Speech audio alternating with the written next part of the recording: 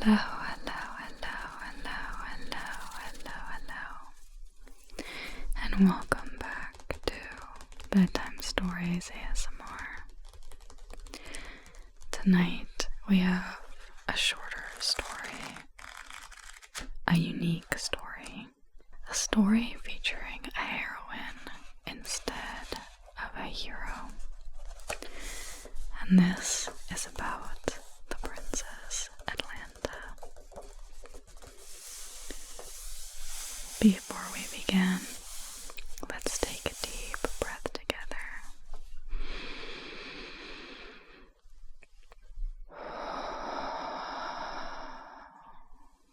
Settle in wherever you are.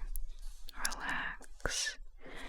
Get yourself a glass of water or some tea. And let's dive right into this bedtime reading. As you can see, we are joined by a kitty friend.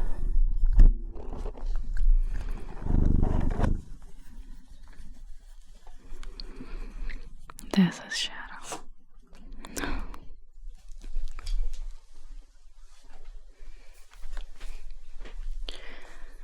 Hopefully he can keep out of the way, but I suspect he just wanted to hear the story too.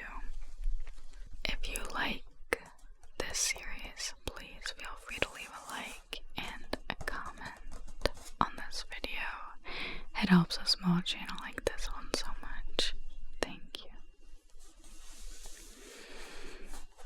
Atlanta. Her story is told in full only by the late writers Ovid and Apollodorus, but it is an old tale. One of the poems ascribed to Hesiod, but probably of a somewhat later date, say the early 7th century, describes the race and the golden apples, and the Iliad gives an account of the Caledonian boar hunt. I have followed in my account Apollodorus, who probably wrote in the 1st or 2nd century AD. Ovid's tale is only good occasionally. He gives a charming picture of Atlanta among the hunters, which I have put into my account, but often, as in the description of the boar, he is so exaggerated he verges on the ridiculous. Apollodorus is not picturesque, but he is never absurd. Sometimes there are said to have been 2 heroines of that name. Certainly 2 men, Iasus and Chonius, are each called the father of Atlanta. But then it often happens in old stories that different names are given to unimportant persons. If there were 2 Atlantas, it is certainly remarkable that both wanted to sail on the Argo. Both took part in the Caledonian boar hunt, and both were ultimately changed into lionesses. Since the story of each is practically the same as that of the other, it is simpler to take it for granted that there was only one. Indeed, it would seem passing the bounds of the probable, even in mythological stories, to suppose that there were 2 maidens living at the same time who loved adventure as much as the most dauntless hero, and who could outshoot and outrun and outwrestle too the men of one of the 2 great ages of heroism. Atlanta's father, whatever his name was, when a daughter and not a son was born to him, was, of course, bitterly disappointed. He decided that she was not worthy bringing up, and had the tiny creature left on a wild mountainside to die of cold and hunger. But, as so often happens in stories, animals proved kinder than humans. A she-bear took charge of her, nursed her, and kept her warm, and the baby grew up thus into an active, daring little girl. Kind hunters then found her and took her to live with them. She became in the end more than their equal in all the arduous feats of a hunter's life. Once 2 centaurs, swifter and stronger, far than any mortal, caught sight of her when she was alone and pursued her. She did not run from them. That would have been folly. She stood still and fitted an arrow to her bow and shot. A second arrow followed. Both centaurs fell, mortally wounded. Then came the famous hunt of the Caledonian boar. This was a terrible creature sent to ravage the country of Caledon by Artemis in order to punish the king, Oeneus, because he forgot her when he was sacrificing the first fruits to the gods at the harvest time. The brute devastated the land, destroyed the cattle, killed the men who tried to kill it. Finally, Oeneus called for help upon the bravest men of Greece, and a splendid band of young heroes assembled, many of whom sailed later on the Argo. With them, as a matter of course, came Atalanta, the pride of the woods of Arcady. We have a description of how she looked when she walked in on that masculine gathering. A shining buckle clasped her robe at the neck. Her hair was simply dressed, caught up in a knot behind. An ivory quiver hung upon her left shoulder, and in her hand was a bow. Thus she was attired. As for her face, it seemed too maidenly to be that of a boy, and too boyish to be that of a maiden. To one man there, however, she looked lovelier and more desirable than any maiden he had ever seen. Oeneus' son, Meleager, fell in love with her at first sight. But we may be sure Atalanta treated him as a good comrade, not as a possible lover. She had no liking for men, except as companions in the hunt, and she was determined never to marry. Some of the heroes resented her presence and felt it beneath them to go hunting with a woman, but Meleager insisted, and they finally gave in to him. It proved well for them that they did, because when they surrounded the boar, the brute rushed upon them so swiftly that it killed 2 men before the others could come to their help, and, what was equally ominous, hello, Shadow, a 3rd man fell pierced by a misdirected javelin. Hey, buddy. In this confusion of dying men and wildly flying weapons, Atalanta kept her head and wounded the boar. Her arrow was the first to strike it. Meleager then rushed on the wounded creature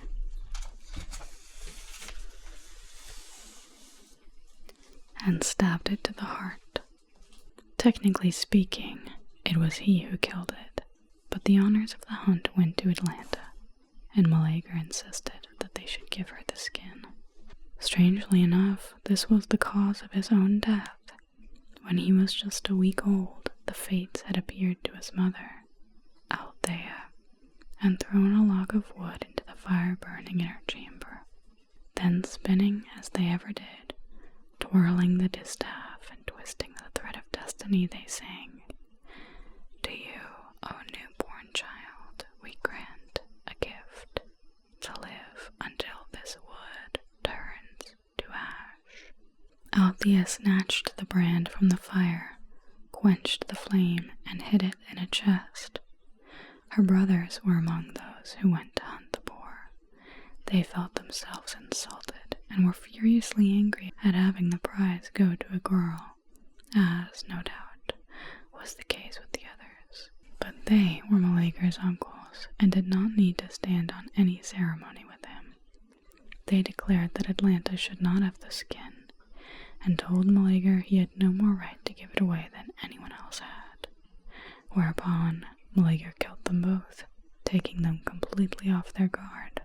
This news was brought to Althea. Her beloved brothers had been slain by her son because he had made a fool of himself over a shameless hussy who went hunting with men. A passion of rage took possession of her. She rushed up to the chest for the brand and threw it into the fire. As it blazed up, Meleager fell to the ground, dying, and by the time it was consumed, his spirit had slipped away from his body. It is said that Althea, horror-stricken at what she had done, hanged herself, so the Caledonian boar hunt ended in tragedy. To Atlanta, however, it was only the beginning of her adventures. Some say that she sailed with the Argonauts, others that Jason persuaded her not to do so. She is never mentioned in the story of their exploits, and she was certainly not one to hold back when deeds of daring were to be done, so that it seems probable that she did not go. The next time we hear of her is after the Argonauts returned, when Medea had killed Jason's uncle Peleus under the pretext of restoring him to youth. At the funeral games held in his honor, Atlanta appeared among the contestants, and in the wrestling match conquered the young man who was to be the father of Achilles, the great hero Peleus. It was after this achievement that she discovered who her parents were and went to live with them. Atlanta and the Golden Apples. Her father apparently being reconciled to having a daughter who really seemed almost, if not quite as good, as a son. It seems odd that a number of men wanted to marry her because she could hunt and shoot and wrestle, but it was so. She had a great many suitors. As a way of disposing of them easily and agreeably, she declared that she would marry whoever could beat her in a foot race, knowing well that there was no such man alive. She had a delightful time. Fleet-footed young men were always arriving to race with her, and she always outran them. But at last, one came who used his head as well as his heels. He knew he was not as good a runner as she, but he had a plan. By the favor of Aphrodite, always on the lookout to subdue wild young maidens who despised love. This ingenious young man, whose name was either Melanion, or Hippomenes, got possession of 3 wondrous apples, all of pure gold, beautiful as those that grew in the garden of Hesperides. No one alive could see them and not want them. On the race course, as Atlanta poised for the starting signal, and 100-fold more lovely disrobed than with her garments on, looked fiercely around her, wonder at her beauty took hold of all who saw her, but most of all the man who was waiting to run against her. He kept his head, however, and held fast to his golden apples. They started, she flying swift as an arrow, her hair tossed back over her white shoulders, a rosy flush tingeing her fair body. She was outstripping him when he rolled one of the apples directly in front of her. It needed but a moment for her to stoop and pick the lovely thing up. But that brief pause brought him abreast of her. A moment more and he threw the second, this time a little to the side. She had to swerve to reach it, and he got ahead of her. Almost at once, however, she had caught up with him, and the goal was now very near. But then the third golden sphere flashed across her path and rolled far into the grass beside the course. She saw the gleam through the green. She could not resist it. As she picked the apple up, her lover, panting and almost winded, touched the goal. She was his. Her her free days alone in the forest and her athletic victories were over. The two are said to have been turned into lions because of some affront offered either to Zeus or Aphrodite. But before that, Atalanta had borne a son, Parthenopeus, who was one of the 7 against Thebes. So, that is the story of Atalanta. When I was a young girl, I remember reading the story of her race with the golden apples. I remember it being told in a much more optimistic way. I was encouraged by her swiftness and her athleticism and her grudgingness to marry. The fact that her opponent had needed golden apples to defeat her was phrased in a much more triumphant manner on Atlanta's part. But I have to say, in this story, it kind of ends on a bummer, doesn't it? Let's pretend that instead of stifling her athleticism, Atlanta's new husband, whatever his name was, raised her day and night and let her go into all of the athletic competitions for glory. And let's say that when she had her son, she taught him all of her tricks and skills, and he always looked up to his mother in feats of athleticism. The end. That's the story of Atalanta that I would prefer. But anyway, I know that this story was a lot shorter than the other ones, so I wanted to do something to fill the time in case you still need some help falling asleep. So let's do a little body scan if you're willing to follow along with me. What I want you to do is take a deep breath with me.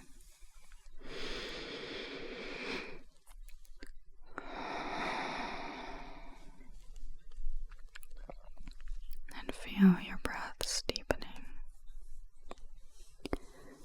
This exercise always helps me fall asleep.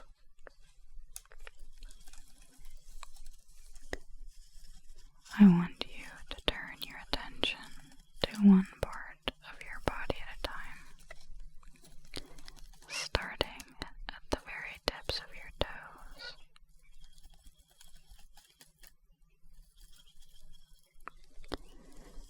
How do they feel right now? Your feet and your ankles. Do you have tension there? Or is it completely relaxed? Imagine a warm light filling up your body from your toes all the way to your feet and ankles. As it climbs up your calves, you feel complete relaxation wherever this warm, glowing yellow light travels through your body.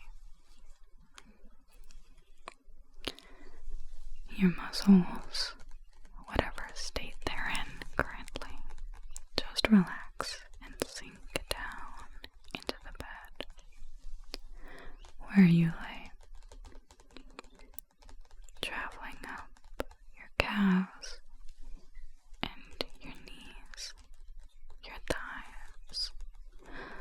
All the tension and energy melts away and is replaced by this lovely, warm, glowing light. It travels up your hips, your lower back, your ribs, and your stomach. It travels up your upper back, your chest, filling your lungs with each deep inhale and exhale.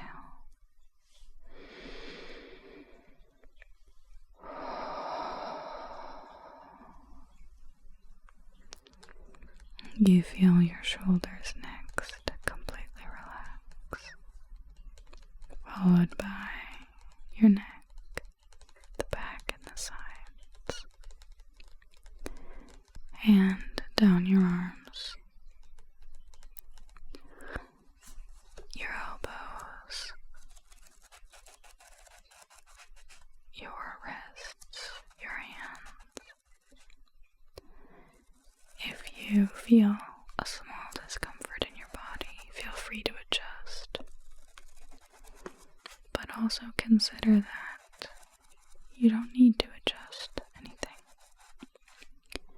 You could just lay there and feel whatever it is you're feeling.